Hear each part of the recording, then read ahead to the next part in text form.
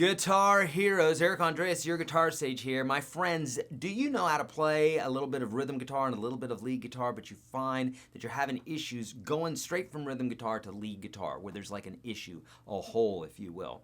My friends, using this technique that I like to call the seam, you will absolutely understand how to practice this to do away with it to where you never have to worry about it again, okay? Now, this is a technique that I use all the time. I still use it. And so understanding this concept and then understanding how to practice it the right way, you won't ever have to worry about those hiccups going from the rhythm part to the lead part. It's not like you get to practice it one time and then you never have to worry about it again, but once you understand how to practice this, you will never have to worry about it again. You'll know how to tackle it. So here we go. So just now you heard Ain't Talking About Love by Van Halen. And just like almost all solos, there's a rhythm part before it. And if you're talking about a band like Van Halen where Eddie was the only guitar player, well then, or at least in the early days, well then what's going to happen is he's going to be playing both parts, the rhythm and the lead part. Be that you're playing Van Halen or anything else where you're going from the rhythm to the lead, what happens is there's this shifting of gears that happens where we're playing some part, usually a rhythm part, and then we're going into the lead, and we don't get there on time. And this is a problem that every guitar player has had since the beginning of time, and it's not you, it's this concept of understanding how to switch gears. And we have to practice the switching the gears. You know me and my analogies, but I promise you, if you get the analogy, you'll get this. It's kind of like if you're driving a car and you're like, I'm fine with driving the car, I have a problem shifting the gears, but I can drive stick shift. It's just the shifting of the gears part. Well, that's the only part of driving a car that's manual that is different than an automatic, right? It's the shifting of the gears part. So it's the shifting of the gears that you have to practice in order to be able to drive a manual transmission car. Similarly, yes, you may be a rhythm player, and yes, you may be a lead player. You may be able to do both. But that's not the part that's throwing us off. It's the shifting gears from the one to the next. How do we practice that exactly?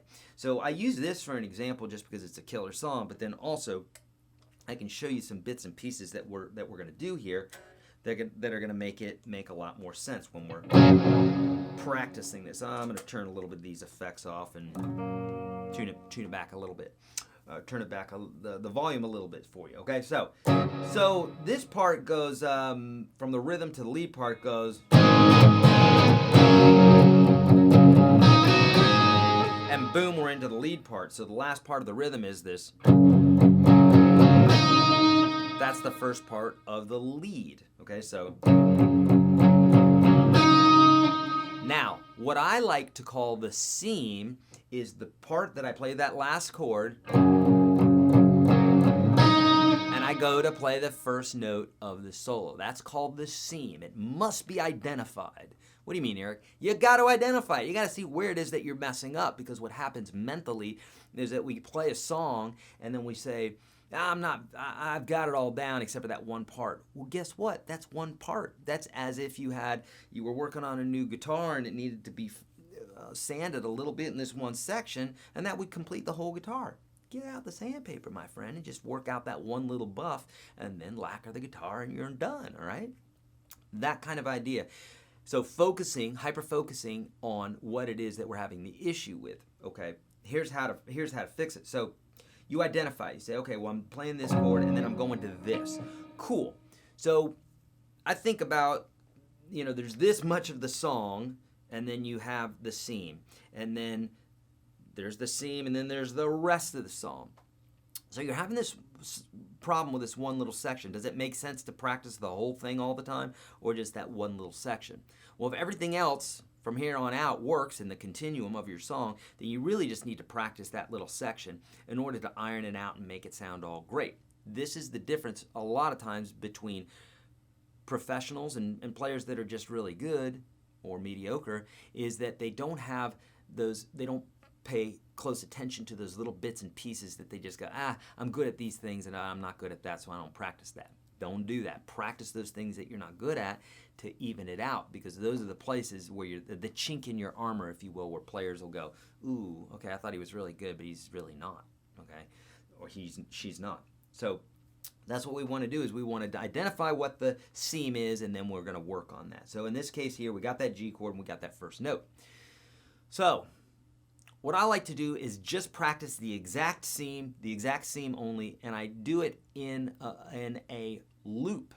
What that means is I've got some sort of timing that I'm being committed to. But before I do that, I just do the movement. So for instance, if I know that my rhythm part is this, and there's my lead part, you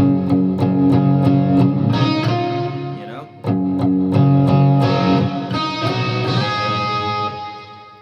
So I'm going to practice this movement without timing at first, because I want to give myself an opportunity to think about it.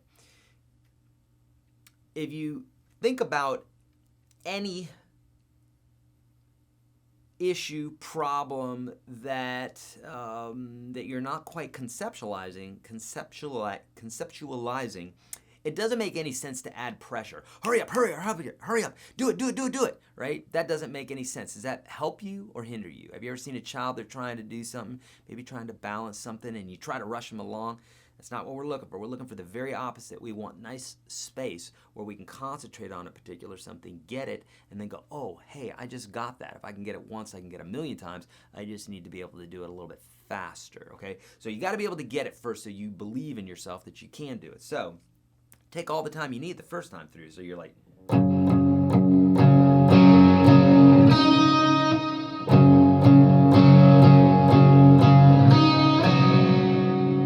does that make sense? So without any sort of timing, you're working on that little seam there, okay?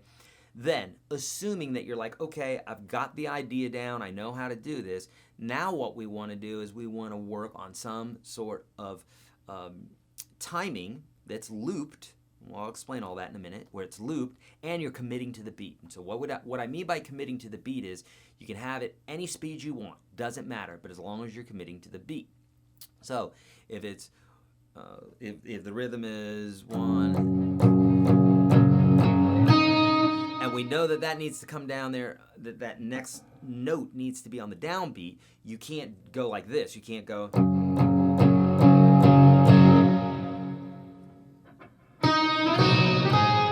Right? That's step 1, and we covered that. So you're going to do that the first time. You're going to give yourself that space to do that. But then once you have the idea of it, then we want to start committing to the beat. Absolutely, completely important, because in doing so, it's kind of like when you're working out and you can do 10 push-ups, and then the next day you try for 11, and the next day you try for 12, but you're always pushing yourself. If you're not pushing yourself, you're not growing, you're not getting better as a player. You're just staying in the same place. You could play like that for 50 years, you're going to be the same player. That's why there's so many players that complain about that. It's because they don't understand you have to push yourself. Okay, so now that we have that, we know what the seam is, we've worked on some sort of commitment to time, now we want to loop it, and so it would look something like this.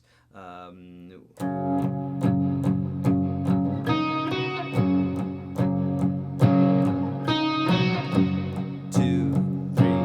4.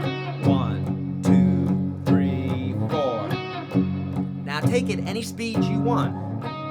1, 2, 3, 4. Does that make sense? It doesn't matter what speed you do it at, as long as you commit to the beat. That is the most important part. Then what naturally happens is, because you're challenging your brain to stick to that beat, it knows what to do. It knows what you're asking for. Then what you do is you just slowly increase the speed. So. 2,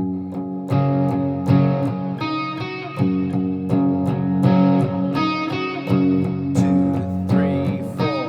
1, 2, 3, 4.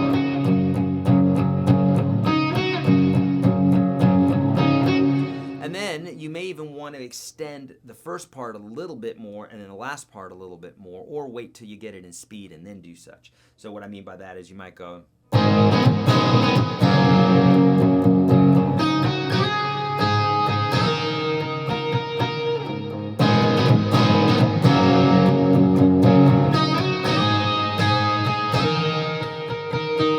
That sort of thing. And what that does is it solidifies both what's going to happen before and what's going to happen afterwards, because that's the parts that are throwing us off when we're jumping from this rhythm to the lead type playing. then you're going to bring it up to speed, and eventually you're going to have your...